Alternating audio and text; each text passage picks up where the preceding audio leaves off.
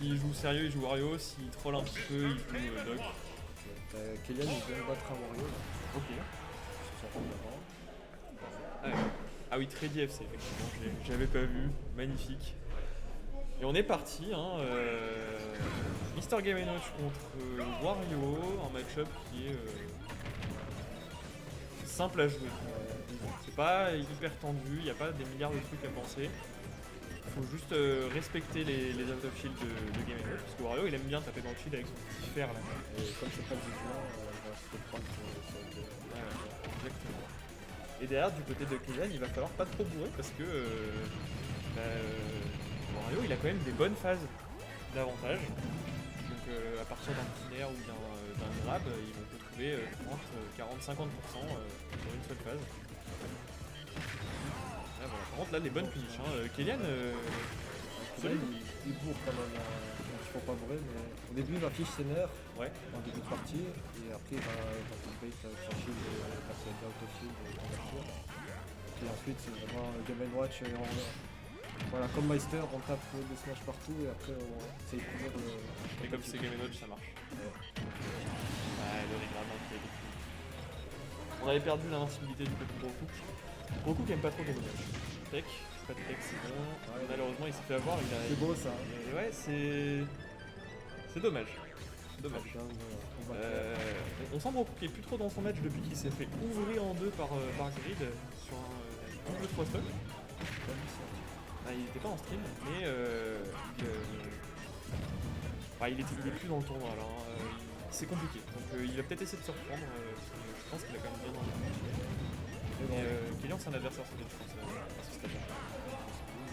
Après, Wario c'est jamais fini.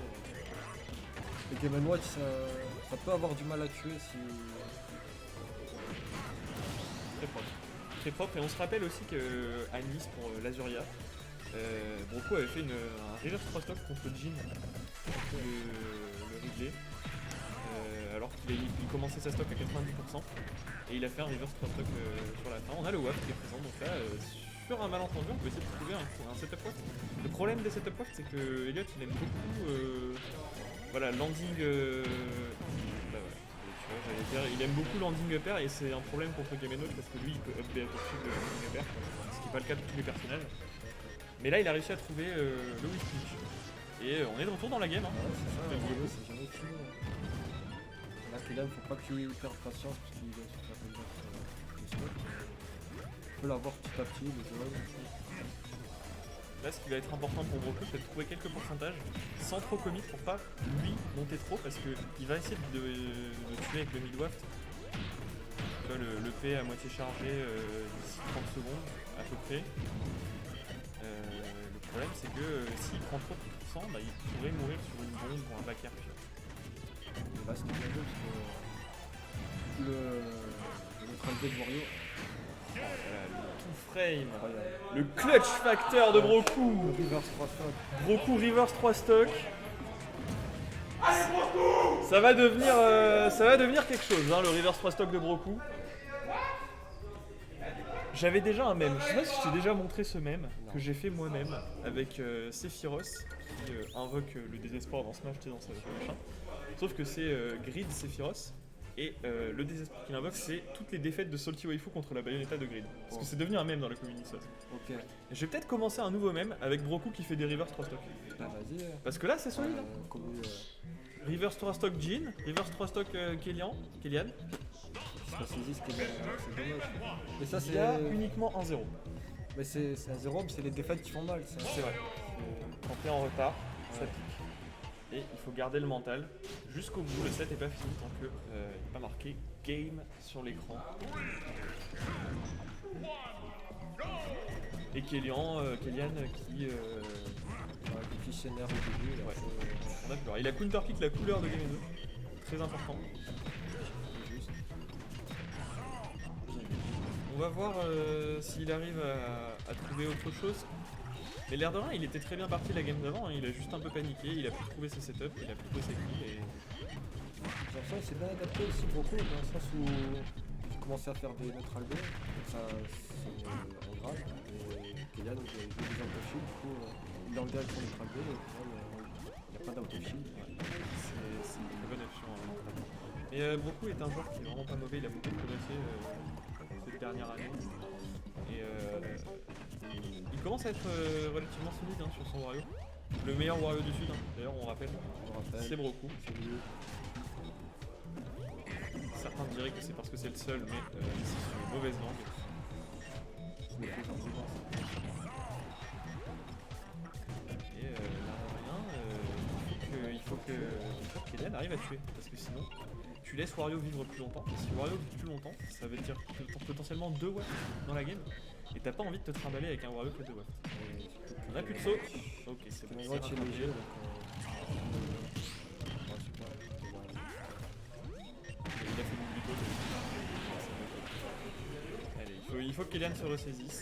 Là, le problème, c'est que à cause de Wario et de la conception de son personnage, il est plus en retard que ce qu'il semblerait.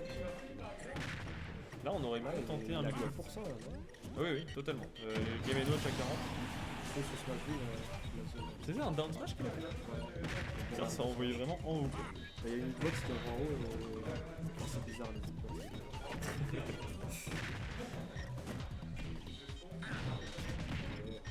Notre repère. Pour l'instant, le ledge trap est efficace. Et Wario a plus de moto. Il a plus de moto. S'il arrive à. Oh là L'extension du box. Très très solide de la part de Broku. Ah non, là, il perd patience qu'il a pour. Dommage. Il commence un peu à bourrer ses options. Ah, mais peut-être. Wario, c'est bon. C'est bon. À partir de maintenant, ça tue. Là, tu vois, il aurait pu continuer à descendre un peu pour essayer de tenter un deuxième backer. Le problème, c'est qu'il a pas voulu commit.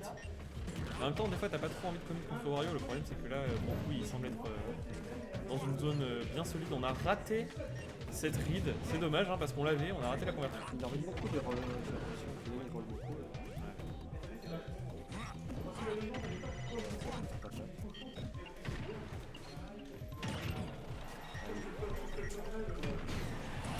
Et la chaise qui bat le backer.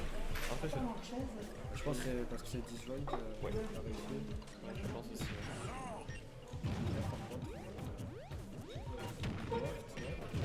Le mid-waft, il est là.